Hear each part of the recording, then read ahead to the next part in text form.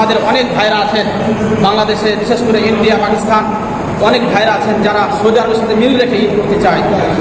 আসলে কোরআন এবং সহিহ হাদিস দ্বারা কি প্রমাণ হয়? অনেকে খোলা যুক্তি দেন যে যেহেতু শুক্রবারে কিয়ামত কায়েম হবে, পুরো পৃথিবী শুক্রবারে ধ্বংস হবে, তাহলে যদি শুক্রবার সৌদি আরব আগে পাই তাহলে আমরা তো পরে পাবো, তাহলে কি কিয়ামত একদিন আগে সংঘটিত হবে সৌদি আরবে? এরকম কথা বলে থাকে। তো সম্মানিত উপস্থিতি, এই বিষয় নিয়ে আজকে আলোচনা।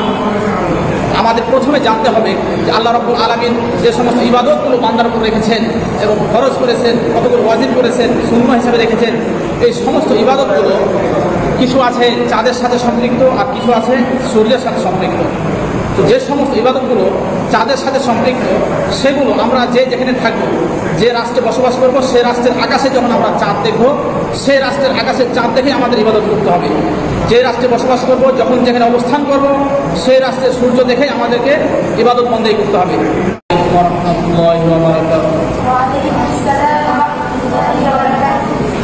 আউযু বিল্লাহি মিনাশ শাইতানির রাজীম।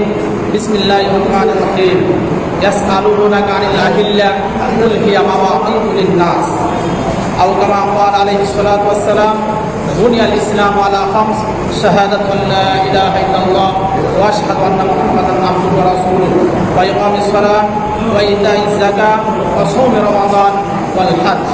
আলহামদুলিল্লাহ, শুরুতে আল্লাহ সুবহানাহু ওয়া তাআলা শুকরিয়া জ্ঞাপন করি। আমরা সকলে বলি আলহামদুলিল্লাহ। রাসূল সাল্লাল্লাহু আলাইহি ওয়াসাল্লামের উপর দরুদ বর্ষিত হোক। আমরা সকলে বলি সাল্লাল্লাহু আলাইহি ওয়াসাল্লাম।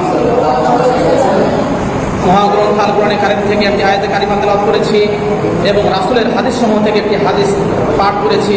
একটি আয়াত এবং হাদিসকে সামনে রেখে সংক্ষিপ্ত আলোচনায় দিয়ে বলবো, মা তাওফীক ইল্লা বিল্লাহি আলাইহি তাওয়াক্কালতু ওয়া ইলাইহি উনীব। সম্মানিত উপস্থিতি, আমরা এর পূর্বে বিভিন্ন বিষয়ে আলোচনা করেছি, আর আজকের আলোচনার বিষয় হচ্ছে যে আমরা ঈদ করবো সৌদি আরবের সাথে নাকি আমরা বাংলাদেশের আকাশে মিল রেখে ঈদ করবো, এই বিষয় নিয়ে। আমাদের অনেক ভাইরা আছেন বাংলাদেশে, বিশেষ করে ইন্ডিয়া, পাকিস্তান, অনেক ভাইরা আছেন যারা সৌদি আরবের সাথে মিল রেখে ঈদ করতে চায়। আসলে কোরআন এবং সহিহ হাদিস দ্বারা কি প্রমাণ হয়?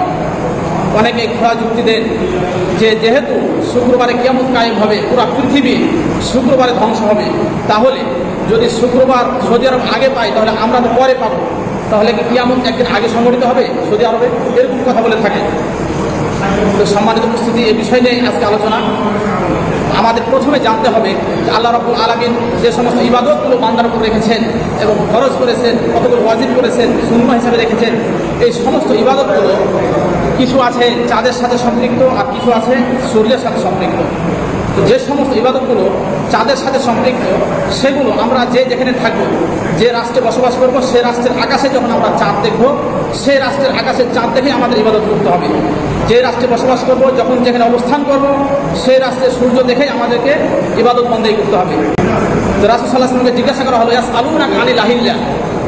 আল্লাহ রাব্বুল আলামিন বলছেন, মানুষ আপনাকে জিজ্ঞাসা করে আনিল আহিল্লা, চাঁদ সম্পর্কে। আপনি বলে দিন, তাদের প্রশ্নের উত্তর দিয়ে দিন। চাঁদ সম্পর্কে তারা আপনাকে প্রশ্ন করছে, হে রাসূল ইয়াসআলুনাকা আনিল আহিল্লা, তারা আপনাকে প্রশ্ন করছে চাঁদ সম্পর্কে, আপনি বলে দিন কুল হিয়া মাওয়াকিতু লিন-নাস, এটা হচ্ছে মানুষদের জন্য হজের নির্দিষ্ট সময় বলে দেওয়ার জন্য এই চাঁদ। আপনি বলে দিন কুল হিয়া মাওয়াকিতু লিন-নাস, আপনি বলে দিন তাদেরকে এটা হচ্ছে হজের নির্ধারিত সময়ের জন্য এবং সালাত আদায়ের জন্য, সিয়াম রাখার জন্য এই চাঁদের ভূমিকা রয়েছে। তো সম্মানিত উপস্থিতি, আল্লাহ সাল্লাল্লাহু আলাইহি ওয়াসাল্লামকে যখন জিজ্ঞাসা করা হলো তখন তিনি উত্তর দিলেন, এই চাঁদ যখন দেখেন আপনারা যে আমরা যেমন হজ আদায় করি তাও চাঁদ লাগে, বিশেষ করে জিলহজ মাস হওয়া লাগে। আবার যখন আমরা সিয়াম রাখি তখনও আমাদের রমজান মাস হওয়া লাগে, অর্থাৎ চাঁদ উঠা লাগে। আবার যখন আমরা মহরমের রোজা আদায় করি তখন মহরম মাস হওয়া লাগে। তো বেশ কিছু ইবাদত আছে যেগুলো চাঁদের সাথে সম্পৃক্ত। তো আল্লাহ পাক রব্বুল আলামিন আমাদের জন্য এখানেই কল্যাণ রেখেছেন, বিধায় চাঁদের সাথে সম্পৃক্ত করেছেন বেশ কিছু ইবাদতকে। কারণ যদি চাঁদের সাথে সম্পৃক্ত না রেখে সূর্যের সাথে সম্পৃক্ত করতে ইবাদতগুলোকে, বিশেষ করে হজ এবং সিয়ামকে, তাহলে দেখা যেত প্রত্যেকবার আমাদের জানুয়ারি অথবা ফেব্রুয়ারি যে মাসে রোজা থাক না কেন, প্রত্যেক বছর ওই মাসে রোজা রাখা লাগে। কিন্তু আল্লাহ পাক রব্বুল আলামিন আমাদের উপর বড় মেহেরবানি করেছেন যে চাঁদের সাথে সম্পৃক্ত করার কারণে প্রত্যেক বছর 11 দিন করে আপনার বেড়ে যায়। চাঁদের বছরটা 33 বছরে 34 বছর হয়ে যায়। সূর্যের বছর হয় 365, 64, 66 দিনে, আর চাঁদের বছর হয় 353 দিনে। তো তাই আল্লাহ পাক রব্বুল আলামিন আমাদের প্রতি অনুগ্রহ করে চাঁদের সাথে এই ইবাদতগুলোকে সম্পৃক্ত করেছেন। তাই আল্লাহ রাসূল সাল্লাল্লাহু আলাইহি ওয়াসাল্লাম বলছেন, হাদিসের ভিতরে আসছে যে তোমরা রোজা রাখো, লা তাসুমু হাত্তা তারাউল হিলাল, তোমরা রোজা ততক্ষণ পর্যন্ত রাখবে না যতক্ষণ তোমরা চাঁদ না দেখবে। এখানে সূর্যের কথা বলা হয়নি, এখানে চাঁদের কথা বলা হয়েছে যে লা তাসুমু হাত্তা তারাউল হিলালা, তোমরা ততক্ষণ পর্যন্ত সিয়াম রাখবে না, রোজা রাখবে না যতক্ষণ পর্যন্ত তোমরা চাঁদকে না দেখবে। ওয়ালা তুফতিরু হাত্তা তারাহু, আর তোমরা ততক্ষণ পর্যন্ত ইফতার করবে না, অর্থাৎ তোমরা রোজা ভেঙে ফেলবে না, তোমরা ঈদ করবে না যতক্ষণ পর্যন্ত শাওয়াল মাসের চাঁদ না দেখবে।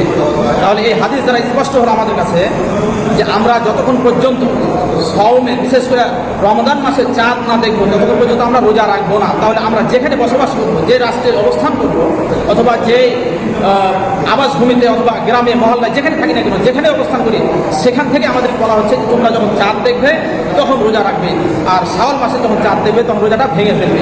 এরপরে বলছেন ফাইন কুমিয়া আলাইকুম, যদি তোমাদের সেই আকাশে, সেই জনপদের আকাশে যদি মেঘ থাকে, চাঁদ দেখতে না পাও, ফাদিরুল্লাহু, তাহলে তোমরা 30টা রোজা পূর্ণ করো। তাহলে আমরা স্পষ্ট হলাম যে আল্লাহ রাসূল সাল্লাল্লাহু আলাইহি ওয়াসাল্লাম বলছেন যে তোমরা চাঁদ দেখে রোজা রাখো আর চাঁদ দেখে রোজা ভেঙে দাও। তাহলে যেহেতু আমরা বাংলাদেশে বসবাস করছি, তো আমাদের এই বাংলাদেশের আকাশে আমরা যখন চাঁদ দেখবো তখন রোজা রাখবো, আর যখন শাওয়াল মাসের চাঁদ দেখবো তখন রোজা ভেঙে আমরা ঈদ করবো। এখন কথা হচ্ছে অনেক ভাইরা বলেন যে সৌদি আরবে যারা ঈদ আমাদের সাথে মিল রেখে ঈদ করতে চায়, তাহলে তো এটা আমাদের সাথে এবং হাদিসের সাথে, কোরআনের সাথে মিল হচ্ছে না। যদি আপনি এই দিকে দেখেন যে কিয়ামত একদিনে সংঘটিত হবে শুক্রবারে, তাদের যদি একদিন আগে সংঘটিত হয় তাহলে আমাদের একদিন পরে কিয়ামত সংঘটিত হবে, এরকম বিষয়টা নয়। তার আগে বিশাল বড় দিন হবে, অনেক কিছু আলামত আছে, সেগুলো ঘটবে। সূর্য আর পূর্ব আকাশে উঠবে না, পশ্চিম আকাশে উঠবে, অনেকগুলো নিদর্শন আছে। আমরা সেদিকে না গিয়ে একটা জিনিস চিন্তা করি যে আল্লাহ পাক রব্বুল আলামিন প্রত্যেক শেষ রাত্রে সে প্রথম আসমানে নেমে আসে। এখন যদি আপনাকে বলি যে সৌদি আরবে যখন রাত্র হয় তখন তো আমাদের দিন থাকে, আবার তাদের যখন সকাল হয়ে যায় তখন আমার রাত্র থাকে, তাহলে শেষ রাত্রে আল্লাহ পাক রব্বুল আলামিন প্রথম আসমানে নেমে আসেন।